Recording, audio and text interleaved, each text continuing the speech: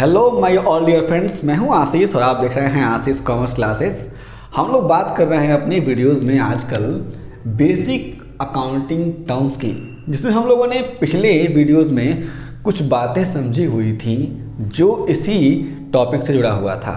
आज हम लोग समझेंगे कि कैपिटल क्या होता है, फिर समझेंगे एसेट्स क्या होता है। कैपिटल और एसेट्स को विद एग्जाम्पल हम लोग इस वीडियो में समझने वाले हैं। तो कोई भी दिक्कत आपको हो, कोई भी परेशानी हो, कोई भी क्वेश्चन हो तो आप लोग बेधड़क हमसे पूछ सकते हैं। आपके सभी प्रश्नों का आंसर हम लोग जरूर करेंगे। आगे और भी हम लोग बेसिक अकाउंटिंग टर्म्स को समझेंगे जो इसके बाद से होंगे, तो उसके भी रेस्पेक्टिव में यदि आपके पास प्रश्न होते हैं तो आप लोग पूछते रहिएगा। हम लोग पहले समझते हैं कि कैपिटल क्या होता है। कैपिटल के बारे में आप लोगों ने समझा होगा, जाना होगा, थोड़ा बहुत तो नॉलेज आपके पास होगा ही। हम लोगों ने अपने आसपास हमेशा सुना हुआ है, कोई अगर कहता है कि हमें अपना बिजनेस शुरू करना है, अपना व्यवसाय शुरू करना है, तो सामने वाला पूछता है, भाई साहब तुम्हारे पास पूंजी कितनी है, तुम कितना पैसा रख करके अपना बिजनेस शुरू करने जा रहे हो। हम लोग उसे समझते हैं तो हम लोग कह सकते हैं कि भाई तुम बताओ तुम कितना कैपिटल लगा करके अपना बिजनेस शुरू कर रहे हो। तो क्या हुआ, कैपिटल कुछ ऐसा हो गया, कुछ ऐसा साधन हो गया जिसके द्वारा कोई भी बिजनेस शुरू किया जा रहा है। इस बात को पहले समझिएगा, ठीक है। तो आगे हम लोग समझते हैं कहानी इसकी। कहा गया है capital is the amount invested by the owner, यानी कैपिटल क्या है, एक ऐसा अमाउंट है। अमाउंट की बात करेंगे तो हम लोग रुपये पैसे की बात करेंगे ना भाई साहब।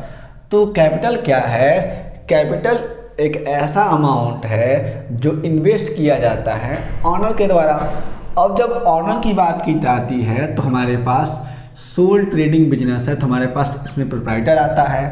अगर हमारे पास पार्टनरशिप बिजनेस है तो इसमें हमारे पास पार्टनर्स आते हैं। अगर हमारे पास कंपनी का बिजनेस है तो इसमें हमारे पास शेयर होल्डर्स आते हैं। तो अलग अलग रूपों में जो अलग अलग फॉर्मेशन ऑफ बिजनेस है उसमें हम लोग देख सकते हैं कि कौन कौन ऑनर होता है और किस किस ऑनर के द्वारा किसी भी बिजनेस में, किसी भी तरह के बिजनेस में कैपिटल क्या किया जाता है, इन्वेस्ट किया जाता है, कोई अमाउंट इन्वेस्ट किया जाता है, ठीक है ना। आगे कहा गया है इन अ बिजनेस एंटरप्राइज। ध्यान दीजिएगा, मैं फिर से रिकैप करता हूँ। Capital is the amount invested by the owner in a business enterprise. कि क्या है, कैपिटल एक ऐसा अमाउंट है जो इन्वेस्ट किया जा रहा है ऑनर के द्वारा, यानी मालिक के द्वारा। किसके मालिक के द्वारा, उसी बिजनेस के मालिक के द्वारा जिस बिजनेस में पैसा इन्वेस्ट किया जा रहा है, ठीक है। अब यहाँ पर देखिएगा, अमाउंट में be in form of cash, ठीक है ना। यहाँ पे में भी 2 बार लिखा गया है तो एक ही बार आप लोग लिखेंगे, नोट्स बनाएंगे तो देखिएगा अमाउंट में भी इन फॉर्म ऑफ कैश, और जो अमाउंट कैपिटल की तरह ऑनर के द्वारा इन्वेस्ट किया जा रहा है वह कैश, यानी जो आपके पास रुपए पैसे होते हैं, नोट हो गया, सिक्के हो गए, तो उनकी बात की जा रही है, करेंसी की बात की जा रही है, कैश की बात की जा रही है। और कैश की बात हम लोग जब बहुत ही विस्तृत रूप में करते हैं तो हम लोग देख सकते हैं उसमें चेक आता है, बिल्स ऑफ एक्सचेंज आता है, प्रोमिसरी नोट आता है। तो कैश और कैश इक्विवेलेंट को हम लोग यहाँ पर रख के चलते हैं। जब हम लोग बैलेंस शीट समझेंगे ना तो उसमें कैश को हम लोग और बढ़िया से समझने का प्रयास करेंगे, ठीक है। गुड्स, कोई भी यहाँ पे बिजनेस है तो उसके द्वारा जो ऑनर है वो क्या करता है, किसी भी तरीके से कोई भी गुड्स परचेज करके लेकर आता है रॉ मटेरियल के फॉर्म में, तो उसको भी यहाँ पे कैपिटल के फॉर्म में रखा जा सकता है।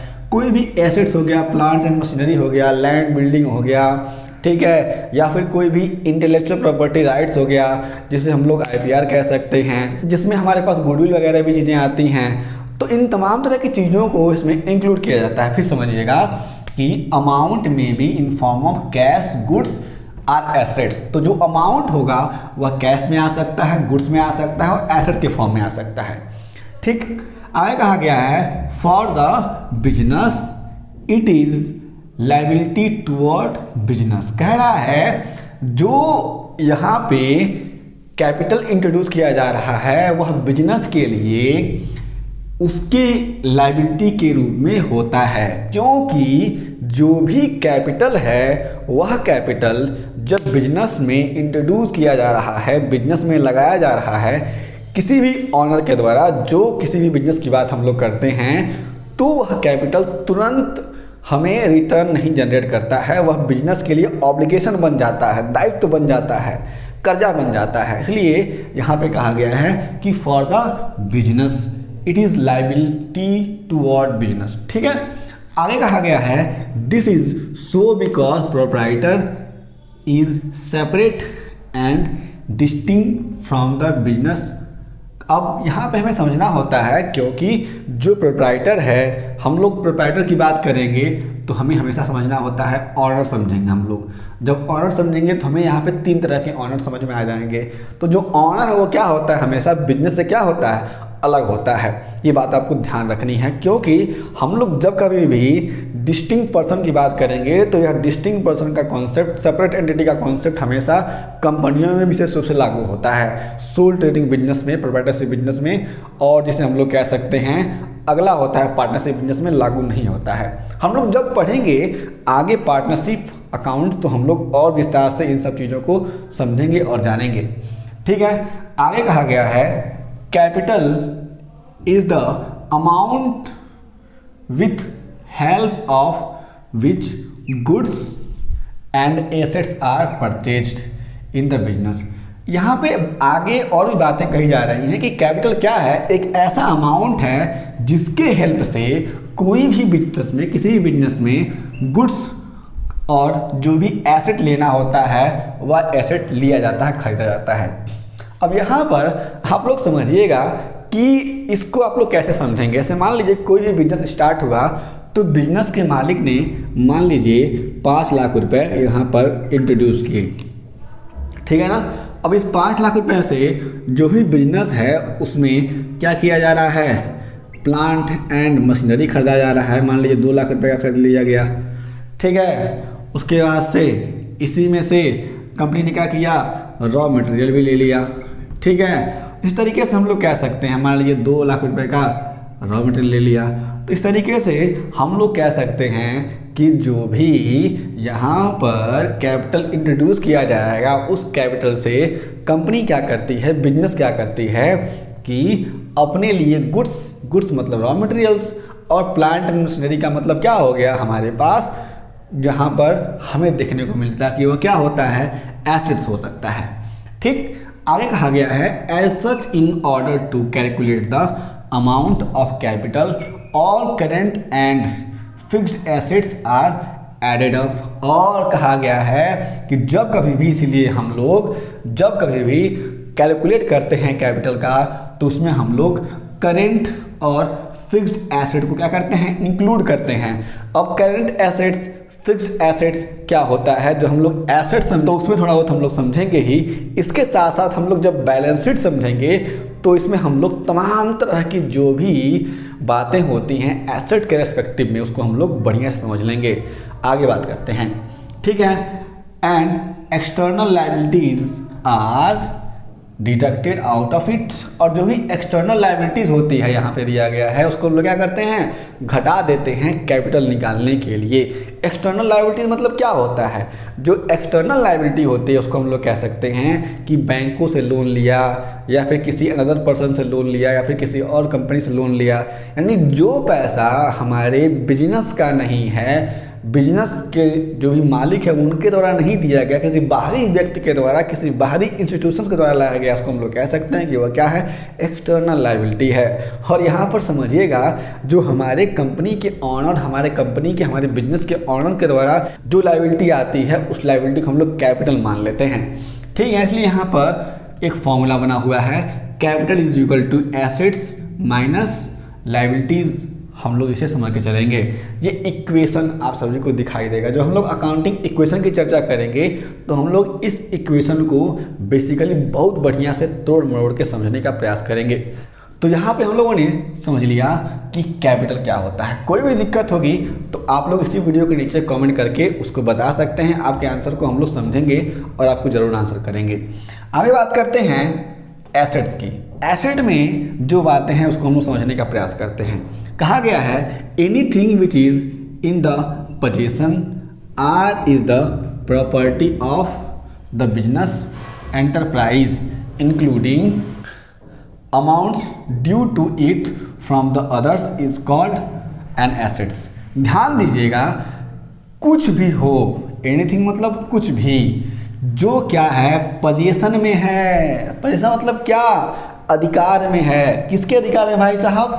बिजनेस एंटरप्राइज यानी बिजनेस के अधिकार में। कुछ भी ऐसा, कुछ भी ऐसी चीज़ जो बिजनेस के अधिकार में है या फिर वह बिजनेस की प्रॉपर्टी है, ठीक है ना। कोई भी ऐसी चीज़ जो बिजनेस के पोजीशन में है, अधिकार में है, या फिर वह क्या है, बिजनेस की प्रॉपर्टी है, इंक्लूडिंग, जिसमें क्या होता है, जिसमें और भी चीज़ें इंक्लूड हैं, amount due to it from others, और इसमें कोई और अमाउंट भी इंक्लूड है जो किसी बिजनेस ने किसी अदर पर्सन को उधार दिया है। जैसे मान लीजिए कोई भी दुकानदार है, उस दुकानदार ने किसी भी व्यक्ति को, इसका नाम है मुन्ना को उसने 5 लाख रुपए का सामान उधार में दे दिया। तो 5 लाख रुपए क्या है? 5 लाख रुपए उससे रिसीव करने हैं, ठीक है ना। तो जो चीज़ें, जो पैसे उससे रिसीव करने हैं कैश के फॉर्म में, तो क्या है, वो ड्यू हो गया ना। तो जो पैसे रिसीव करने हैं आगे चल के उसको भी हम लोग क्या करते हैं, एसेट में इंक्लूड कर लेते हैं। वही बात कही गई है ना कि including amount due to it from others, जो कोई भी अमाउंट अदर्स के द्वारा हमें ड्यू है, जिसे हमें लेना है, इज कॉल्ड एन एसेट्स। ध्यान रखिएगा, 3 बातों का जिक्र है। कहा गया है कि anything which is in the possession, यानी कोई भी ऐसी चीज़ जो अधिकार में है कंपनी के, किसके, बिजनेस के अधिकार में है, या फिर वह बिजनेस की प्रॉपर्टी है, या फिर कुछ ऐसा जो किसी अनदर के लिए ड्यू है, जो उससे हमें लेना है, उसको हम लोग कह सकते हैं कि क्या, वो हमारा एसेट बन जाता है। यह हमारे पास मीनिंग हो सकता है एसेट्स का, ठीक है। आगे बात करते हैं तो यहाँ पे डेफिनेशन दिया गया है फिनी एंड मिलर के द्वारा। ये कहते हैं assets are future economic benefits. Asset क्या है भाई साहब? यह हमारे लिए फ्यूचर इकोनॉमिक बेनिफिट का काम करता है। अब जब हम लोग अकाउंटिंग में इकोनॉमिक की बात करते हैं तो हमारे पास जो भी ट्रांजैक्शन हो रहे हैं, जो बिजनेस के इकोनॉमिक कंडीशन से जुड़े हो सकते हैं, उसे हम लोग कहते हैं इकोनॉमिक, ठीक है। तो ध्यान रखिएगा, इकोनॉमिक बेनिफिट, ठीक है ना। आगे बात करेंगे the rights of which are owned or controlled by and organizations or individuals.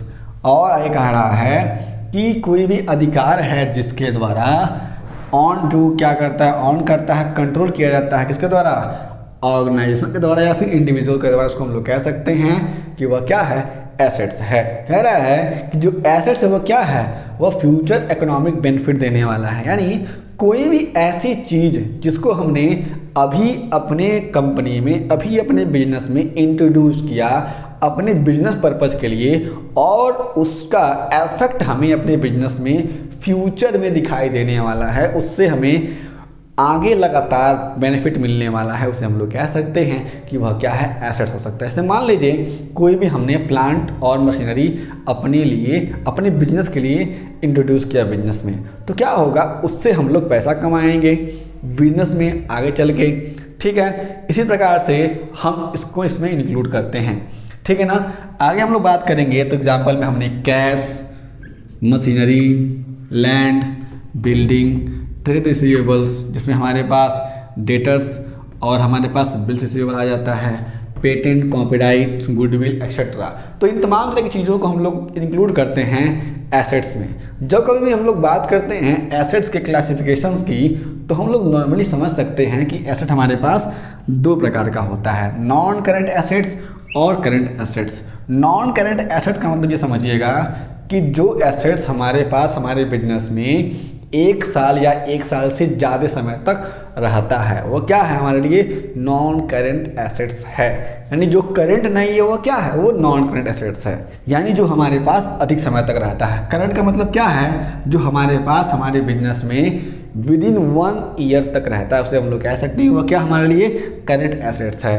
Current assets की कैटेगरीज भी होती है, लिक्विड एसेट होता है हमारे पास, तो इस तरीके से हम समझ सकते हैं जो 3 या 4 महीने के लिए, 2-3 महीने के लिए होता है। तो इन तमाम तरह की चीज़ों को हमें समझना है। हम लोग नॉन करंट एसेट्स को हम लोग लॉन्ग टर्म एसेट कह सकते हैं समझने के लिए, और करंट एसेट्स को शॉर्ट टर्म एसेट्स कह सकते हैं। आगे देखिएगा, हम लोग जब लॉन्ग टर्म एसेट्स की बात करते हैं तो हमारे पास tangible assets, intangible assets. Tangible का मतलब होता है जिसे हम लोग छू सकते हैं, देख सकते हैं।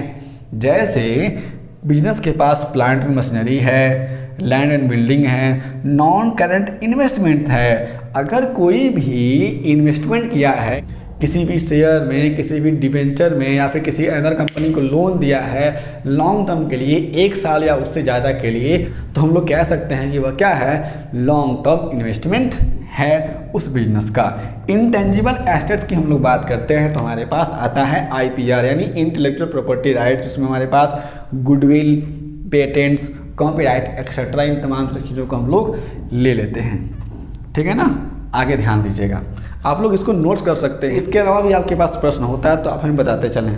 हम लोग बात करते हैं करंट एसेट्स की, तो हमारे पास आता है, हमारे पास डेटर आता है, बिल्स रिसीवेबल आता है, बैंक बैलेंस में जो पैसे हैं उसकी बात हम लोग करते हैं, कैश और कैश इक्विवेलेंट। कैश मतलब तो आप देखते होंगे हमारे पास जो सिक्के हैं, नोट है, उसको हम लोग समझ लेते हैं। कैश इक्विवेलेंट हमारे पास चेक आ जाता है, हमारे पास प्रोमिसरी नोट आ जाता है, हमारे पास बिल्स ऑफ एक्सचेंज आता है, स्पेशली इसे हमें देखना होता है। इन्वेंट्री आ जाता है हमारे बिजनेस में जो हमारे पास मौजूद है, उसे हम लोग देख लेते हैं। आगे आता है शॉर्ट टर्म इन्वेस्टमेंट, जो इन्वेस्टमेंट किसी भी तरीके से बिजनेस ने किया हुआ है शॉर्ट टर्म तरीके से, शॉर्ट टर्म के लिए, जो 1 साल के लिए इन्वेस्टमेंट किया गया, उसे हम लोग कह सकते हैं कि वह क्या है, शॉर्ट टर्म इन्वेस्टमेंट है। तो मेरे प्रिय साथियों, इस वीडियो में हमने समझा बेसिक अकाउंटिंग टर्म्स में कैपिटल क्या होता है और एसेट्स क्या होता है। जब कभी भी हम लोग बात करते हैं एसेट्स की, तो एसेट्स का इक्वेशन बनता है assets, A for assets is equal to capital plus liability. ये बात आप लोग ध्यान रखिएगा, ठीक है। और कैपिटल का इक्वेशन क्या था, capital is equal to assets minus liability, और asset is equal to capital plus liability. अब इसको हम लोग जब इस इक्वेशन को समझेंगे तो हम लोग आगे जब नया टॉपिक पढ़ेंगे तो हम लोग वहाँ पे बढ़िया समझ पाएंगे कि यह इक्वेशन दरअसल आया कहाँ से है और किस तरीके से हमें इसे समझना है। यदि आपके पास कोई प्रश्न होता है तो आराम से बताइए, आपके सारे प्रश्नों का आंसर हम लोग जरूर करेंगे। हम लोग एक नए वीडियो में मिलेंगे जहाँ पे हम लोग अकाउंटिंग के बेसिक टर्म्स को और बढ़िया से समझेंगे, जो आगे आने वाले अकाउंटिंग की बेसिक टर्म्स हैं। हम लोग फिर से मिलेंगे। यदि आप चैनल पे नए हैं, चैनल को सब्सक्राइब कर लीजिए, वीडियो को शेयर कर दीजिए। तब तक के लिए जय हिंद।